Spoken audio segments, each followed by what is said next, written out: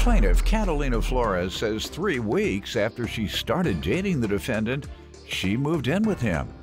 And that's when she realized he was a crack addict. Catalina is still in love with the defendant, and she wants to see him go to rehab. But she's suing him today for wrecking her car.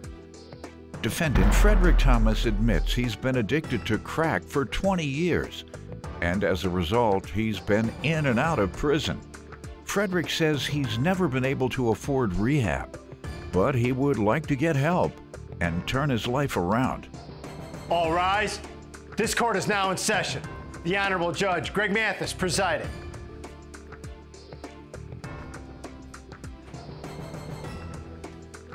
You may now be seated. All right, start with you. Well, first I want to say it's an honor being here in front of you today. We watch your show quite regularly, so, you know, and I know how they say... We? Meaning him? Yes. Well, he should know better than to come here. Has he been doing you wrong? Well... Because I'm always believed a woman over a no good man. Understood. Even if I'm wrong. I just believe it. Go ahead. Yeah, but I know they say love will make you do some crazy things, and it all happened back, I guess, in 2019. That's when you all started dating? Yes, I met Mr. Thomas on Facebook, and kind of went pretty quick. And I ended up moving in with him as well. How long after meeting? About a few weeks. And nah, I mean, it too just... soon. I understand, and it was just one of those things, like, you know, he was getting ready to move, and I wanted to see him before he moved, so therefore, you know, I made the decision to move in with him. How did it go? Well, not too long after moving in with Mr. Thomas, found out he had a drug, crack, I should say, addiction. Crack addiction? Yes. And you moved in with him after knowing him how long? A couple weeks. And how long did it take for you to discover the crack addiction? About the same amount of time. I know it's on my behalf. I should have made better decisions. What is the number one thing I say you risk when you move in with a person without knowing? They could be a crackhead. Isn't that what I say all the time? Yes. People love just the judge always, he always thinking, the judge always know. But I really did, I really did fall in love. I had to make it clear the other day. Here's an exclusive, y'all. Big, breaking news. Big time. Seriously, big news. This is the biggest news you've heard from me in 24 years. Wow. How about that? I can't wait. Oh, yeah. 2 years I lived in a crack house. My first 2 years in college. That's why when you hear my wife, Linda, her parents took me in. Right. Because I had nowhere to go. Because I was living in a crack house. My mother died. Didn't have anywhere to go. Got out of the streets. Got in college.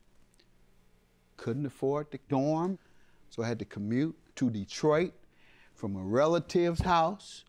Back and forth every morning from Detroit to Ypsilanti, 45 minutes. Luckily, I wouldn't come home until about 10 p.m. because I get up in the morning, go to class, study in the library. Then I drive back and they're selling crack and people coming in smoking crack regularly. I stayed up in the attic, so I didn't see a lot of the action. But when I sit down and kick it around, they doing their thing. That's what you do in a smokehouse. They sell and you smoke. And so that's why I had to stay the first 2 years. So people want to know how I know. I've seen at least 1,000 crack addicts getting high. Wow. Seen them. This ain't nothing I heard about. Seen at least 1,000. So that's how I know, folks, and that's how I always, because I know these folks have been coming in. They were coming in, they were married, and their wife didn't know. Hey, man, I've been smoking, my wife don't know yet. She knew after a year. So that's how I found out. I'm listening, I'm ear hustling. Okay, 1 year, you can hide a crack habit. So that's why I come to tell you and everyone else who will listen, date a man at least a year before you move in or you intertwine your business affairs together, because you find out something that big, that's a deal breaker for many people. If you're dating and you find out they have a crack addiction, then you can say, until you get rid of that crack addiction. And then you follow it closely. You know what you got. So you say, let me follow and see if you go to NA. You gotta do this, you gotta do that, you gotta do the other. But just to not know, and they come in on you, and you discover it, that's the worst circumstance. And you can avoid that by waiting at least a year until you all move in or marry. But go right ahead. Tell me the rest of the story. You say he was on crack. How did you find out and when? It was something he was kind of open about, you know, but I've never myself been with anybody who smoked crack or anything like that. So I just, you know, Yes, I fell in love with him, and I don't know it. Go ahead.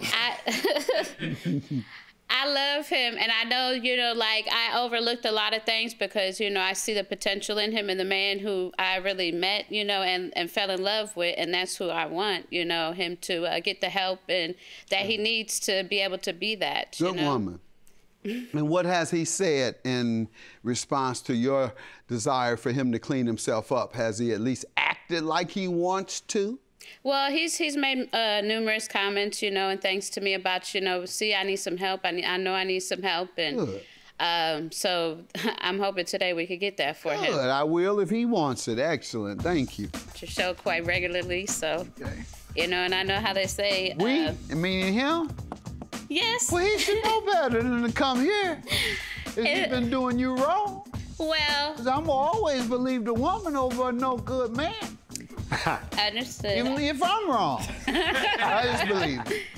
Defendant Frederick Thomas is being sued by his girlfriend, who claims after she moved in with Frederick, she discovered he was a crack addict. Let me hear from you, sir. Yeah, my life kind of took off 20 years plus of a crack addiction that led me to prison. What year did you start getting high, in the 80s?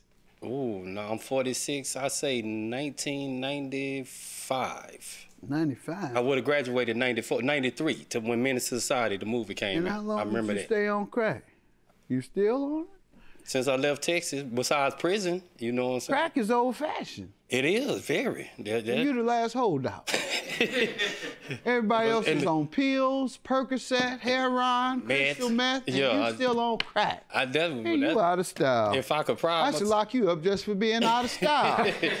That's one thing. Once I got that habit, I never would let nobody influence me to nothing else, because I had friends who do this, who always only done primos. 20 years? Yes, sir. I always only done primos, roll it up with the marijuana. One of those people who lived in that house, or one of my relatives, 25-year straight addiction, congestive heart failure. In fact, many of the recovering addicts that I've known most of my life, and many of them got high for a couple of decades when the country was flooded with crack, inner cities. And most of them have congestive heart failure. They're walking around with pacemakers in their 50s, 50 and early 60s. They got pacemaker because they smoked their heart away. I hope it don't get to that. Don't you know many people like that? Yes, sir. Yeah. That's the consequence of long-term crack use, is effects on the heart, typically congestive heart failure. So folks, now you should know that, and I'm glad to see you haven't, but if you keep on, you will. What led you to it? Just peer pressure or trauma that you were trying to escape in your life? What? Well, maybe trauma trying to escape growing up.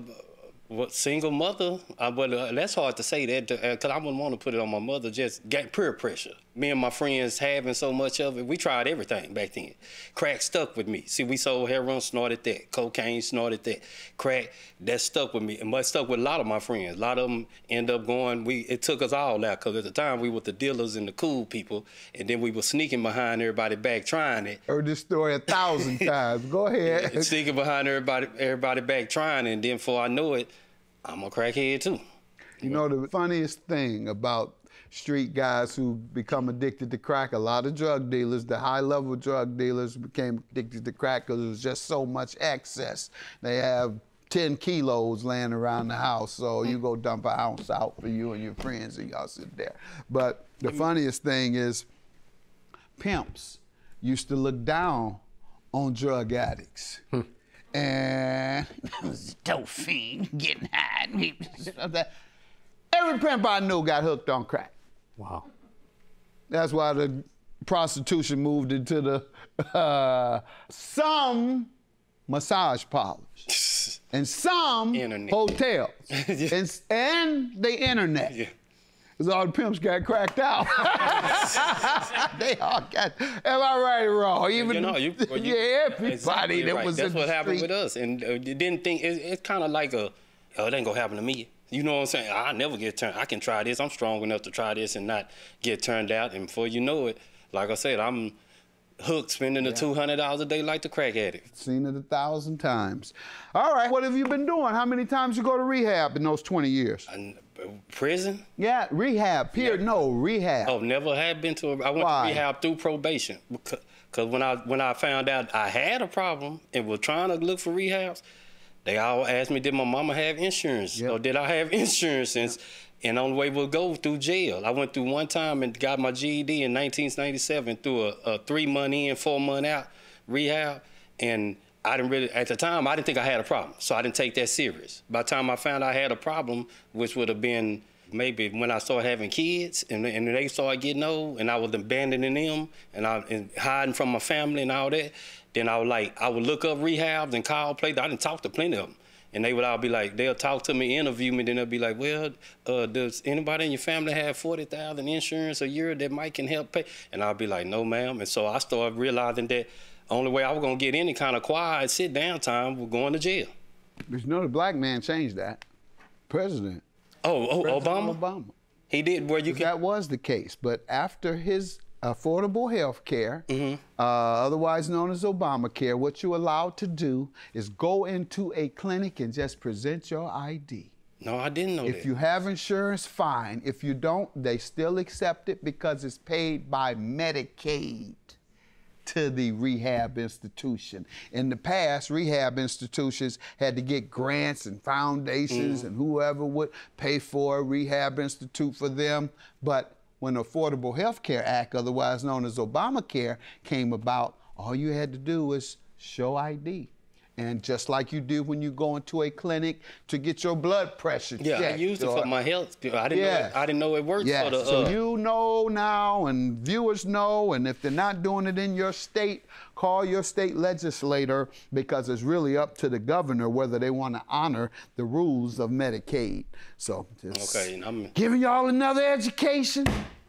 So I can walk, because you know Texas is kind of that kind of state. Right. Yeah. It sure is. Okay, so... it might not be the case in Texas. Yeah, I'm just giving you the history of it, folks, and how you can encourage and check and see whether your rehab can be paid for through Medicaid, and it was in the past. Stayed up in the attic, so I didn't see a lot of the action. But when I sit down and kick it around, they doing their thing. That's what you do in a smokehouse. They sell and you smoke. And so that's why I had to stay the first 2 years. So people want to know how I know. I've seen at least 1,000 crack addicts getting high. Defendant Frederick Thomas is being sued by his girlfriend, who claims after she moved in with Frederick, she discovered he was a crack addict. What do you do for a living and with your life? I know you've told me all the other things you've done in the past. Employment? Yes. Nothing. Why? The crack habit, I would say. I was all the way out there, Judge Mathis. I mean, it had me every day. Wake up. It was wake up. All right, but how long you been pursuing recovery? Earnestly. Meaning you only have relapses every blue moon. Or is it consistent still? It's consistent still. All right, you're going straight to rehab. Ain't to no airport. We might not even let you fly. Or if they do, they're going to meet you at the airport. Because folks like you can sit here and talk all this today and be so nice. And I say, oh, give him the rehab. Time he leave here, he'll duck us out. He'll be in here making a show for me, making a show for the viewers, making a show for you, and thinking about getting high every second that we in here. And anytime he get out of here, oh yeah, I'm going to rehab, Judge. Thank you, Judge. You saved my life. And then get out there, you're gonna get me a hit. I know because we know that happens sometimes here on our show over the years. They'll commit to rehab and then they'll duck out on it. So now when they're really addicted and they don't have anything else to do, take them right to the clinic and drop them off. Boom. They take him straight to rehab, and then he calls for his clothes from his loved ones. So I think that's what we're going to try and do with him today. You with that? Yes, sir. All right. And I'm going to touch the ground. Feet not going to touch the ground until he in rehab. All right. Tell me about the $3,000 for the car. Well, Judge, so I had a PT Cruiser that at the time, whenever I first met him, he didn't have a vehicle, so that was basically our means of transportation. And one night, he had taken the car by himself and hit a hog on the way home. So I had to phone a friend. You don't eat pork? You don't eat pork? Yes, sir. I eat a lot of food. Wasn't because of that. Huh? Go ahead. Wasn't mad at him, so all right. Yeah, it was nighttime, of course, and it was dark. We do live in the country, so I had to phone a friend and have them come, and we met Mr. Thomas. But the vehicle that I was in, I couldn't do anything. But good thing we saw some passerbys that had a truck, and they offered help, and they pulled us home. So, were you in the car? Oh, no. Right. I was at home, and he called me to tell me what happened. Okay. And so I immediately... What did he do wrong? How was he negligent? You think he could have controlled the car? Does he speed sometimes? I mean, he does drive, you know... Because when a deer jumps out in front of a person and they're driving a normal speed and they haven't done anything wrong, a deer will cause you to crash and mess up the car, but it can happen and you do zero wrong. The speed limit 25, you're going 25. You're supposed to have your lights on, you got your lights on. You're doing every single thing correctly. Suddenly a deer jumps out. Whoop! Flip the car over. You didn't do anything wrong. I understand. That's why I'm asking, can you, based on discussion with him or anything else, can you determine he could have prevented that? Well, I know it was kind of an unpreventable situation, but he just was like, baby, don't worry about it, you know. You agreed to pay? Yes. All right, let me hear from you, sir. Say you agreed to pay. Well, it was a quick, I did, but it was a quick, kind of, you know what I'm saying? But I took the car out at night to go buy drugs. Oh, yeah, you done. But I'm in East Texas. I'm in the country. You took it for an illegal reason. And so for that illegal reason, everything that happens after that, you're liable for. I let her know I was going. But that still don't make no difference. Did she give you some money? I had my own money. To get some? I had my own money. All right, she knows by now not to interfere with the crackhead's ambition and when they need that crack.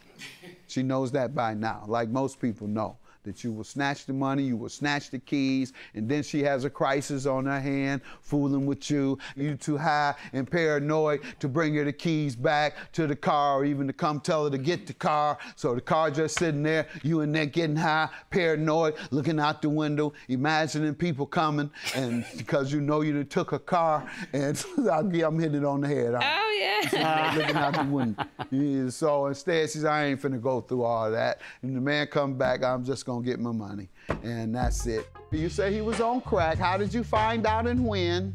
It was something he was kind of open about, you know, but I've never myself been with anybody who smoked crack or anything like that, so I just, you know, Yes, I fell in love with him, and I don't know it. Go ahead. Defendant Frederick Thomas is being sued by his girlfriend, who claims after she moved in with Frederick, she discovered he was a crack addict. All right, I'm gonna grant you your judgment and make him go to work as a condition of your rehabilitation that you're volunteering to do, all right? Yes, sir. And how often do you search for jobs? I search for jobs. I work side job with my landlord, you know. Okay. But that's if it don't rain, and you know, he got a construction and a lawn business. So Well, find something where you can work in the rain. All right, as well as that. Get you 3 jobs, whatever you have to do to be able to take care of yourself, and now to take care of your debt of $3,000. That's your judgment. He told me he wrecked your car in pursuit of a crime, or him going to get crack. You don't know whether he wrecked it on the way or on the way back. All you know is you had a wrecked car. He could have wrecked it going back to get some more. But you'd already smoked that up before you can even get to the second stoplight. All right, have a good day.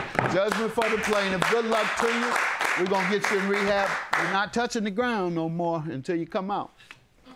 Well, I mean, I'm happy for, you know, today him being able to get the help that he's needed. And I still love you, and just wish the best for everything, and hopefully, you know, we can work past this, if willing. Well, we'll see. Well, when I come out, I mean, you know, I'm quite sure I'll be better.